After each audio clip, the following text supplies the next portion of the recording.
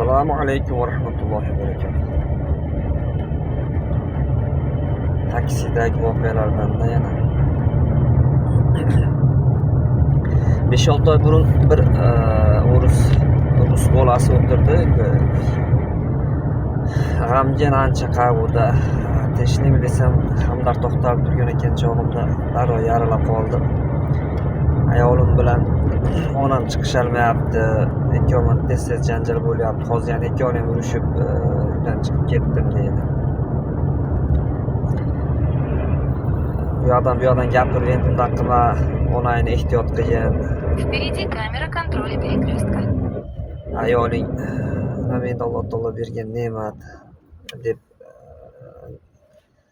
nasihat qilganga o'xshab shirin gapirgin, gul-pul sovg'a qilgin deb o'zim qilolmaydigan ishlarni ham aytsam yo'qdi chog'imda. Darrov telefon qilib, ona yaxshimisan, qizishib ketdim oydi-yu, men senga zo'r gul olib qo'ydim, hozir boraman deb keyin ayolga telefon qilib, ayolga ham shunday dedi. Kutib turaman, ovqat isitib turaman deb ular ham hali yarashdi, yo'lini topolmay turishgan ekan chog'imda. Darrov yarashib oldi. So'yinton yur endi gul olaylik dedi. Shu yer uyda yashashguncha birga yashashar ekan chog'imda. Gul magazin kirdi. Ana hashamatli gullardan ikkita oldi, yasattirib qimmatga bordik. Sovuqda bechoralar ikkovidan kutib turibdi gulni. Kutib olishdi, yolg'ondan acham qilishib, keyin necha pul oldi dedi, 480 so'm ko'rsatgan ekan dedim. Sen uzoq yurmading, men ko'nglini chiqarib bera olasan, 300-400 so'm berar desam. Ma 500 so'm o'sha nimaniki xizmatingga, 3,5 ming so'm yana sen choy ichgan deb choy pul beradi. 3,5 so'm. Yo'q, bo'lmaydi. Men aytdim, 1 ming so'm berma, rost so'yinibsan desam, "Ya, ol deb eshikda yopib qo'y, bor ket" deb xursand qilib jo'natdi. Men xursand bo'ldim, u xursand bo'ldi, oilasi xursand bo'ldi xullas.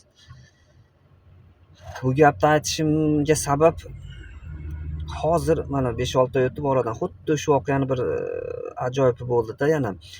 Bir ayol kishi o'tirdi. Xuddi shu holatda g'amgin, endi bir holatda desam, shu qaynonam bilan chiqishalman, yana erim bilan qaynonam bilan urushdim, chiqib ketdim deb yig'isi va hokazoda. Keyin bo'lgan voqealardan gapirganga o'xshab aytib, u edi deb nima qilsam, shu yaxshi ko'rasan meni oilangni desam, erim oilamni yaxshi ko'raman, qaynonam ham yaxshi odam, u endi xarakterimiz har xil ekan, oyda oqida ko'kida. Bo'lmasa shu eplab shu 2-3 og'zim shirin gap yo'qmi, gapirsang shu bilan oilang tiklanadi, hech urush janjal bo'lmaydi. Nima shu 2-3 og'zim shirin gapni qizg'anasan desam, o'ylanib, keyin onasi qaynonasiga telefon qildi, tag'in gapirdi, oyda. Qaynonasi ham bo'lib turadi, mayli, nima qilma, o'zingni bos, yig'lama deb shunday dedi.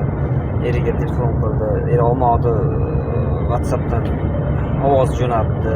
Oldi u ham keyin so'kinib gapirib jo'natdi. Eri keyin bu kelaver endi qo'yimdan qilib sog'da yurma dedi. Yarashib oldi xullas.